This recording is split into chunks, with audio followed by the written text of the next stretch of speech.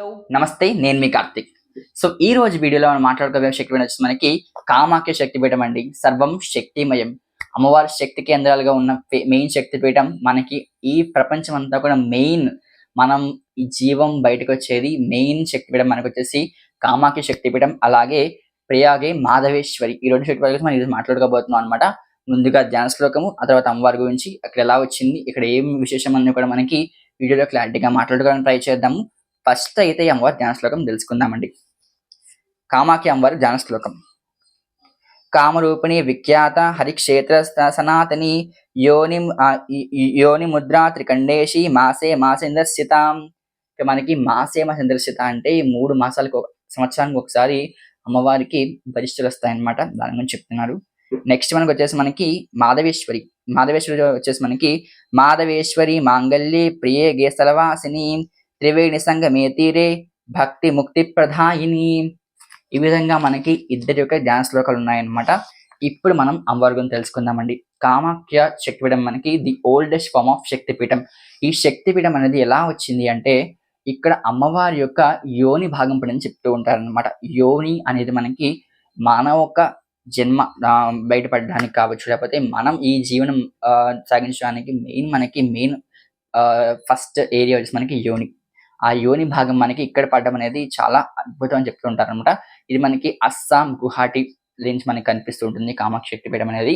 ఈ కామాఖ్య శక్తిపీఠం అనేది చాలా మందికి ఎలాంటి ఒపీనియన్ ఉంటుందంటే, ఇక్కడ తాంత్రికులు చేస్తూ ఉంటారు, అమ్మవారు చాలా భయంకరంగా ఉంటుంది, అమ్మవారి దర్శనం చేసుకోకూడదు, ఇలా మనకి ఎన్నో థాట్స్ ఉంటూ ఉంటాయి కదా. కానీ కామాఖ్య శక్తిపీఠం చాలా పవర్ఫుల్ శక్తిపీఠం అనమాట. ఇక్కడ మనకి ఏ ఉపాసన చేసిన వాళ్ళకి కూడా, అంటే అమ్మవారిని ఉపాసన చేయాలని ఏం లేదు. ఇక్కడ మనకి వామాచారం ఉంటుంది, అలాగే మామూలుగా మనం చేసుకునే నిత్య కార్యక్రమాలను పూజ కూడా అమ్మవారికి నిర్వహిస్తూ ఉంటారనమాట. కానీ ఎక్కడ పద్ధతి అక్కడ అలా ఉంటుంది కదండి. సో మనకి మన ఇంట్లో మన చుట్టుపక్కల దేవాలయాల్లో ఒక విధానం ఉంటే, అక్కడ ప్రదేశాల్లో ఒక విధానం ఉంటుంది కదా. సో మనం దేన్ని తప్పు పట్టకూడదు, అక్కడ వెళ్ళి అమ్మవారి యొక్క శక్తిని మనం అనుభవించడం అంతే, కానీ మనం దేని గురించి ఇంకా మాట్లాడకూడదు అనమాట. సో అందుకే మనం ఈ వీడియోలో అసలు ఈ శక్తి ఎలా వచ్చింది మొత్తం తెలుసుకుందామండి. సో ఫస్ట్ అయితే ఈ కామాఖ్య టెంపుల్ మనకి 1565లో కోచ్ రాజ్ నారాయణ ఆయన దీన్ని కట్టించారనమాట. ఈ దేవాలయాన్ని కట్టడం స్టార్ట్ చేశారు. ఆ తర్వాత 1575లో 72లో ఆ ప్రాంతంలో మనకి కోచ్ రాజు, సేమ్ అదే ఆయన ఏం చేశారంటే, ఇంకొక ఆయన మనకి కలహా మలేహర్ అని ఇంకొక ఆయన మనకి ఈ యొక్క శక్తిపీఠం అంటే ఏదైతే మనకి టెంపుల్ కట్టారో ఆ టెంపుల్ అంతా కూడా డిస్ట్రాయ్ చేస్తారన్నమాట, మొత్తం ధ్వంసం చేస్తారు. ఆ తర్వాత మళ్ళీ కొంతకాలం తర్వాత మళ్ళీ పీఠం స్టార్ట్ చేయడం జరిగిందనమాట. అండ్ ఇప్పుడు రీసెంట్ గా మన నరేంద్ర మోడీ గారు కూడా ఈ కామాఖ్య శక్తిపీఠాన్ని మొత్తం చుట్టూ కూడా మంచిగా ఒక డెవలప్మెంట్ ఏరియాగా చేయడం అనేది చాలా అదృష్టం అనమాట అండి. ఈ శక్తిపీఠం యాక్చువల్గా మనకి 8వ శతాబ్దంలో స్టార్ట్ అయింది, 16వ శతాబ్దానికి కంప్లీట్ అయింది అనమాట. అంటే మొత్తం ఒక ఫార్మ్ ఆఫ్ టెక్స్చర్ అంతా కూడా మనకి 16వ శతాబ్దంలోకి వచ్చింది అనమాట అండి. ఇక్కడ మనం మెయిన్ చూసుకుంటే ఈ శిల్పం అంటే ఇక్కడ శిఖరం ఎలా ఉంటుందంటే, మనకి ఒక టోంబులా ఉంటుంది అనమాట. ఒక ఎలా అంటే మనకి మసీద్ టోంబ్ ఉంటాయి కదా, అదే విధంగా మనకి ఒక టోంబ్ లాగా మనకి ఒక శక్తిపీఠం ఒక శిఖరం అనేది కనిపిస్తుంటుంది అనమాట. అండ్ ఆల్సో గర్భాలయంలో అమ్మవారు లేకపోవడం అనేది ఇక్కడ చాలా విశేషం అనమాట అండి. ఎందుకంటే గర్భాలయంలో మనకి అమ్మవారి విగ్రహం అంటూ ఇలాంటివి ఏమి ఉండవు అనమాట. కేవలం ఒక యోని ఒక శిల్పం అనేది మనకు కనిపిస్తుంటుంది అనమాట. ఆ యోని లోపల చాలా డెప్త్ ఒక మినిమం ఒక చెప్పాలంటే ఒక 400 feet అని కూడా చెప్పొచ్చు అనమాట. సో ఆ లోపల డెప్త్ మనకి కనిపిస్తుంటుంది అనమాట. చాలా లోపలగా మనకి ఆ యోని అనేది మనకి కనిపిస్తుంటుంది అనమాట. ఆ యోనికి ఇక్కడ అందరూ కూడా పూజ చేస్తూ ఉంటారు. దాని మీద శ్రీచక్రం ఉండడం జరుగుతుంది. శ్రీచక్రానికి రోజు నిత్య కార్యక్రమాలు కూడా పూజ కూడా జరుగుతూ ఉంటాయి అనమాట అండి. చాలా అద్భుతమైన శక్తిపీఠం మనకి కామాఖ్య శక్తిపీఠము. అలాగే ఈ కామాఖ్య శక్తిపీఠంలో ఇంకో విశేషం ఏంటంటే, మనకి ఆర్కిటెక్చర్ అనమాట. చాలా మనకి పురాతన ఆర్కిటెక్చర్ అంతా కూడా మనకి కామాఖ్య టెంపుల్లో కనిపిస్తుంది అనమాట. మెయిన్ మనకి సింధూర గణపతి, చాలా అంటే రెడ్ కలర్ మన గణపతి కనిపిస్తూ ఉంటారనమాట. చాలా అద్భుతమైన దేవాలయము. అండ్ ఆల్సో హనుమాన్ టెంపుల్ ఉంటుంది. ఇంకా ఇతర దేవాలయాల్లో కూడా ఎలా ఉంటుంది టెంపుల్స్ మనకి ఇక్కడ కూడా అలాగే ఉంటుంది. కానీ ఇక్కడ ఇంకో విషయం ఏంటంటే, మనకి ఎక్కడా చూడని విధంగా మనకి దశమహావిద్యలు కూడా మనకి ఈ కామాఖ్య టెంపుల్లో కనిపిస్తుంటాయి అనమాట. అంటే చిన్నమస్త ఇవన్నీ కూడా ఉంటాయి కదా దశమహావిద్యలు. ఇవన్నీ కూడా మాకు అంత పెద్దగా తెలియదు, కానీ దశమహావిద్యలు కూడా మనకి ఈ టెంపుల్లో కనిపిస్తూ ఉంటాయి అనమాట. అంటే లైక్ అమ్మవారు ఎలా ఉంటుందో తెలుసుకోవడం తప్పలేదు కదా. సో ఈ టెంపుల్కి వెళ్తే మనం ఖచ్చితంగా దశమహావిద్యలు కూడా చూడొచ్చు అనమాట అండి. సో ఇక్కడ ఇంకో విశేషం ఏంటంటే, మనకి అమ్మవారి లోపలే 4 దశమహావిద్యలు ఉంటాయి. బయట మిగతా 6 విద్యలతో పాటు ఇంకొకటి బయట అమ్మవారి దేవాలయం కూడా మొత్తం 7 బయట ఉంటే 4 లోపల ఉంటాయి అనమాట. చాలా అద్భుతంగా దర్శనం ఉంటుంది అమ్మవారి దర్శనం కూడా.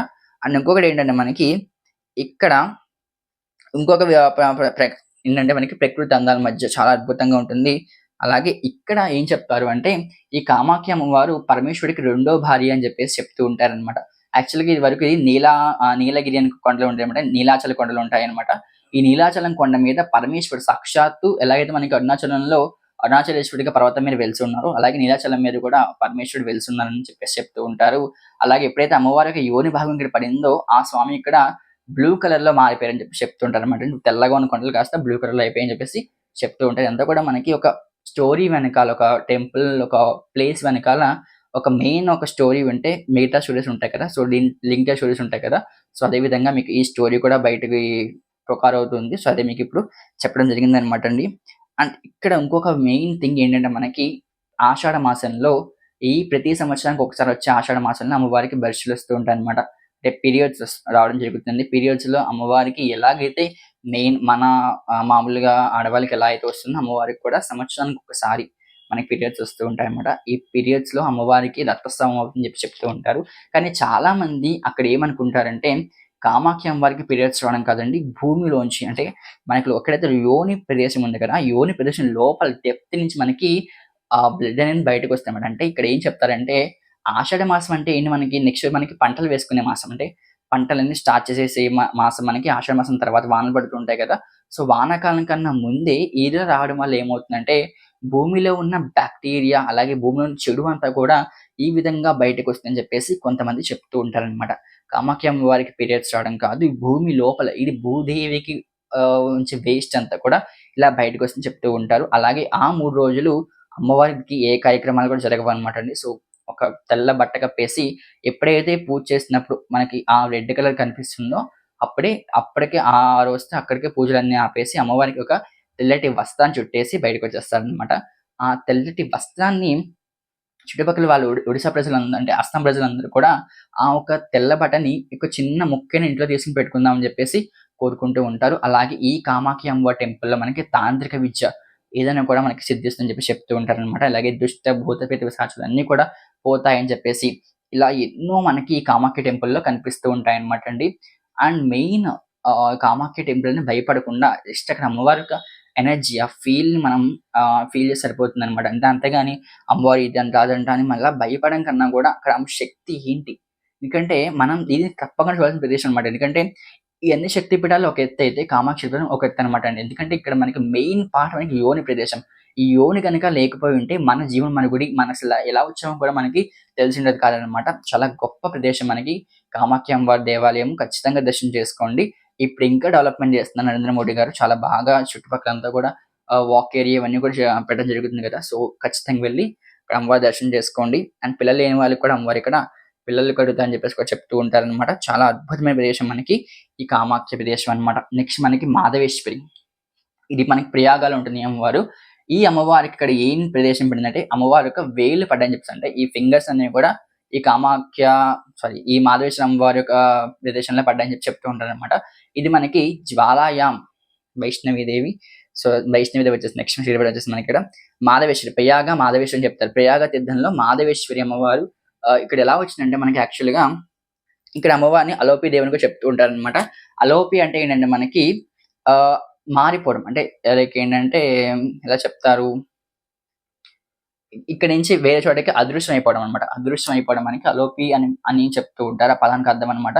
ఇక్కడ అమ్మవారు ఎలా వచ్చిందంటే ఈ ప్రదేశంలో ఎప్పుడైతే మనకి అలోపి అనే ప్రదేశంలో ఏదైతే ఉందో అక్కడ పెళ్ళైన కొత్త జంటలు ఎవరైతే ఉంటారు కదా! ఆ పెళ్ళైన కొత్త జంటల్లో కొత్తగా పెళ్ళైన ఆడవాళ్ళని తీసుకెళ్ళిపోయి చంపేసి వాళ్ళ నగలను కూడా దొంగతనం చేస్తుండేవారనమాట అక్కడ దోపిడీదారులు.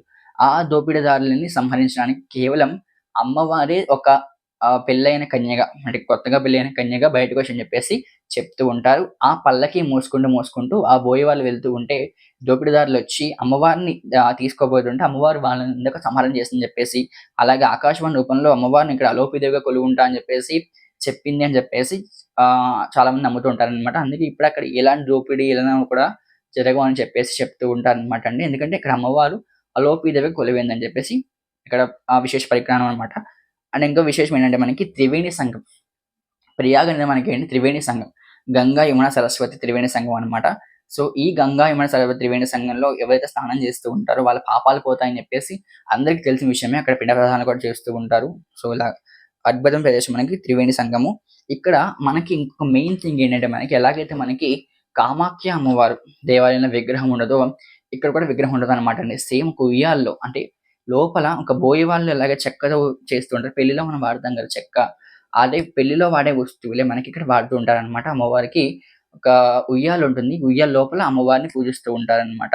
అలాగే పెళ్ళైన స్త్రీకి మనం ఎలాగ తీసుకెళ్తూ ఉంటామో గాజులు, చీర, రవికెల బట్ట తీసుకెళ్తుంటామో ఇక్కడ అమ్మవారికి కూడా తీసుకెళ్తాము. అండ్ అమ్మవారికి అవన్నీ కూడా అలంకరణ చేస్తారనమాట. చాలా అద్భుతమైన ప్రదేశం మనకి ఈ మాధవేశ్వరి అమ్మవారు. ఇక లోపల ఉయ్యాల ఉంటుంది. ఉయ్యాల కూడా మనం దర్శనం చేసుకోవచ్చనమాట. లైక్ మన గర్భాలయంలో ఉయ్యాల ఉంటుంది. చాలా మంది ఫోటోస్ కూడా మీకు పక్కన ఇవ్వడానికి ట్రై చేస్తాను. ఫోటోస్‌లో అమ్మవారిని చూసుకోండి. చాలా బాగుంటుంది అమ్మవారు. మాధవేశ్వరి అమ్మవారు. ఇక్కడ ఇంకొకటి విశేషం ఏంటంటే మనకి ఇక్కడ ఆ దేశపు రాణులనమాట. అంటే ఆ రాణి రూపంలో అమ్మవారు ఇక్కడ వెలిసిందని చెప్పేసి కూడా కొంతమంది పురాణాల్లో చెప్తున్నారనమాట. అంటే లైక్ చెప్పాను కదా! లింగేట్ స్టోరీస్ అని చెప్పేసి ఇవన్నీ కూడా వస్తున్నాయన్నమాట అండి. అండ్ ఇక్కడ మనకి ప్రయాగ అంటే మనకి గొప్ప, యాగ అంటే యజ్ఞం అని చెప్పేసనమాట. అంటే గొప్ప గొప్ప యజ్ఞాలు మనకి ఇక్కడ జరిగాయి కాబట్టి ఇక్కడ ప్రయాగ అంటే గంగా, యమున, సరస్వతి ఈ 3 నదుల సంగమంలో గొప్ప యజ్ఞాలు జరిగాయి కాబట్టి బ్రహ్మదేవుడు సాక్షాత్తు ఇక్కడికొచ్చి యజ్ఞం చేశాడనమాట అండి. అందుకే మనకి ప్రయాగ అని చెప్పేసి పేరొచ్చింది కూడా చెప్తూ ఉంటారనమాట.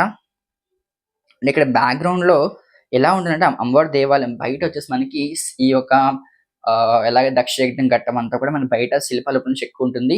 అండ్ లోపల మనకి అమ్మవారి యొక్క మెయిన్ లోపల దశమహావిద్యలు ఇవన్నీ కూడా మనకి ఇక్కడ కూడా ఉంటాయన్నమాట. సో అమ్మవారి యొక్క రూపాలన్నీ కూడా మనకి దశమహావిద్యలు అలాగే శక్తి పీఠాలు అన్నీ కూడా మనకి లోపల విగ్రహం చెక్కుతూ ఉంటారన్నమాట. అండ్ ఆల్సో లోపలంతా కూడా మనకి పాలరాయి తో మనకి చేయడం జరుగుతుందన్నమాట. ఇక్కడ ఈ యొక్క ఆర్కిటెక్చర్ అంతా కూడా పిరమిడ్ ఆర్కిటెక్చర్ అన్నమాట అండి. ఎందుకంటే మనకి నార్త్ సైడ్ అంతా కూడా మనకి ఇలా పిరమిడ్స్ అవే ఉంటాయి కదా! సో మొత్తం అంతా పాలరాతితో వాళ్ళు చేస్తూ ఉంటారు కదా! సో ఈ విధంగా ఈ మాధవేశ్వరి అమ్మవారు కూడా ఒక పిరమిడ్ షేప్‌లో మనకి అమ్మవారి యొక్క శిఖరం కనిపిస్తూ ఉంటుందన్నమాట. ధ్వజస్తంభాలు మనకి దేవాలయాల్లో కనిపించవండి. సో చాలా డిఫరెంట్ ఆర్కిటెక్చర్స్‌తో మనకి సౌత్ సైడ్, నార్త్ సైడ్ చాలా డిఫరెంట్ ఆర్కిటెక్చర్ ఉంటదన్నమాట. సౌత్ సైడ్ ఖచ్చితంగా ధ్వజస్తంభం ఉంటుంది. నార్త్ సైడ్ ఖచ్చితంగా ధ్వజస్తంభం అనేది మనకి అంత మ్యాండేటరీ కాదు అని వాళ్ళు ఫీల్ అవుతూ ఉంటారు. సో ఈ విధంగా మనకి మాధవేశ్వరి అమ్మవారు అలాగే కామాఖ్య అమ్మవారి దేవాలయం గురించి తెలుసుకున్నారు కదండీ. సో ఇలా కామాఖ్య అమ్మవారి గురించి ఎన్నో అపోహలన్నీ కూడా మీకు పోయాయి అనుకుంటున్నాను. అలాగే మాధవేశ్వరి అమ్మవారి దేవాలయం కూడా మీరు చూస్తారనుకుంటున్నాను. సో వీడియో మీకు నచ్చితే లైక్ చేయండి, షేర్ చేయండి, కామెంట్ చేయండి, సబ్స్క్రైబ్ చేయడం మాత్రం మర్చిపోకండి. నేను మీ కార్తిక్. సో మరిన్ని వీడియోస్‌కి మన ఛానెల్ సబ్స్క్రైబ్ చేసుకోండి. ఇంకా 4 వీడియోస్ మోర్. ఇంకా 2 videos more. 4 శక్తిపీఠాలు 2 videos more. So ఈ 2 వీడియోస్‌లో మీకు ఖచ్చితంగా అమ్మవారి గురించి ఇంకా విశేషాలు తెలుసుకోవడానికి ట్రై చేయండి. అలాగే ఇంకా మీకు కావాలనుకుంటే మన ఛానెల్ సబ్స్క్రైబ్ చేసుకోండి. లైక్ చేయండి, షేర్ చేయండి, కామెంట్ చేయండి. శ్రీమాత్రే నమః. జై శ్రీరామ్.